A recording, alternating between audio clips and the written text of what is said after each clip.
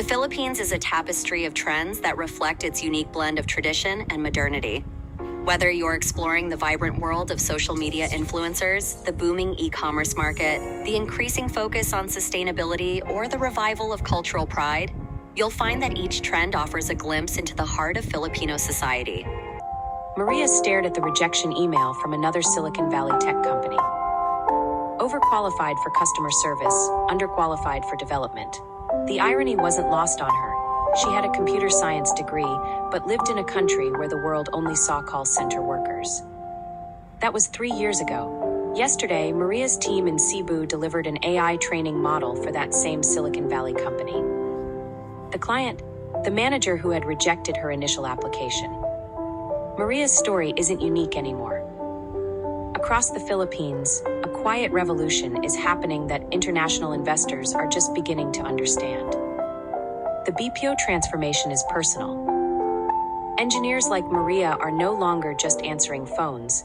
They're building blockchain solutions, training machine learning algorithms, and handling complex financial analysis. The same cost advantage exists, but now it's paired with world-class expertise that can compete with anywhere in the world. In Ilocos Norte, farmer-turned-entrepreneur Carlos watched his family's rice fields transform into solar farms. The panels generate more income in a month than his crops did in a year. His story mirrors a national shift. The Philippines is ahead of schedule for 35% renewable energy by 2030. Solar projects are delivering power cheaper than coal, while wind farms attract European investors seeking 15 to 20% returns. Meanwhile, former fisherman Rico now manages a high-tech aquaculture facility in Bataan. His sustainable fish farms export premium products to Japan and South Korea, earning triple what traditional fishing provided. These aren't small operations. We're talking industrial-scale facilities pioneering methods that address global food security. The infrastructure connecting these stories is being built now. New ports, digital highways, transportation networks. The Asian Development Bank has committed $14 billion over 5 years.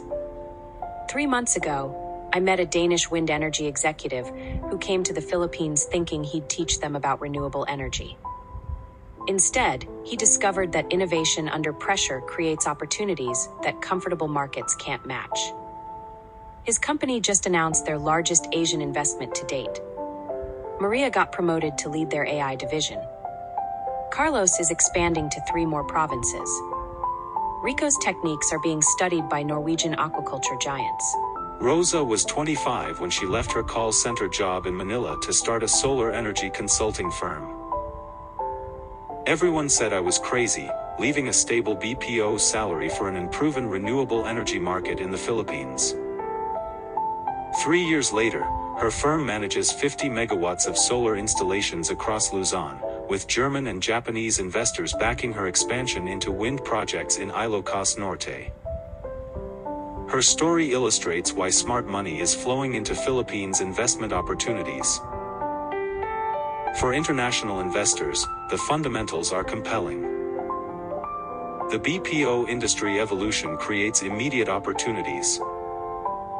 What started as call centers now encompasses AI development, fintech solutions, and advanced analytics.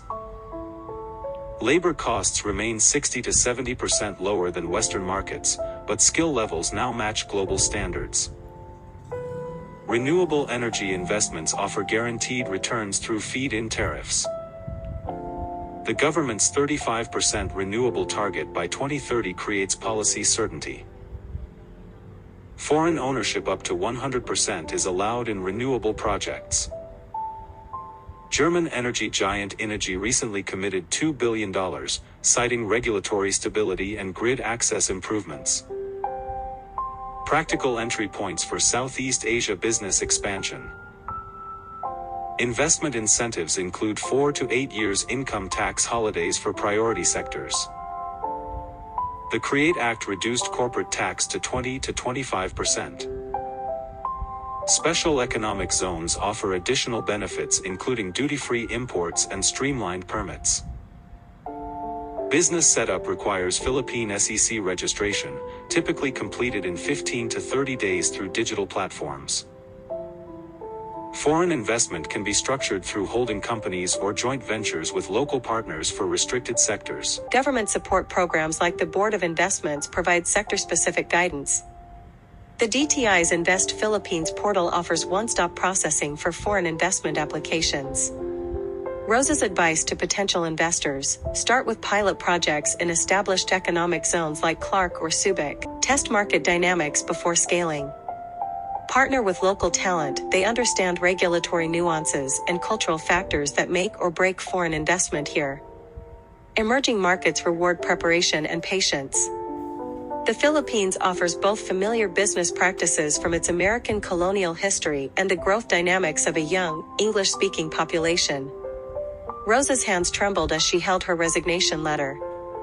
25 years old, supporting her parents and 2 younger siblings on a stable BPO salary, and she was about to throw it all away for a crazy dream about solar energy in the Philippines. "You're destroying our family," her father said that night. "Solar panels? Who needs them here? Stay at the call center. Be practical." But Rosa had seen something others missed. During rolling blackouts in their Manila neighborhood, she watched small businesses close early, students unable to study, elderly neighbors sweltering in the heat. The renewable energy market wasn't just an opportunity, it was desperately needed. The first year nearly broke her. Living on instant noodles, sleeping in a cramped shared apartment, cold calling potential clients who hung up when they heard solar energy. Her savings dwindled to 3,000 pesos. Her siblings stopped talking to her. Her mother cried every phone call. Then came the breakthrough. A small factory owner in Quezon City, frustrated by monthly power bills of 400,000 pesos, agreed to meet. Rosa's hand shook as she presented her proposal, a 500 kilowatts installation that would cut his costs by 60%. When he signed the contract, she locked herself in the bathroom and sobbed with relief. 3 years later, everything changed. Rosa's firm now manages 50 megawatts of solar installations across Luzon. German investors committed $12 million to her expansion into wind projects in Ilocos Norte. Her family's mortgage is paid off. Her father now brags about his genius daughter to neighbors.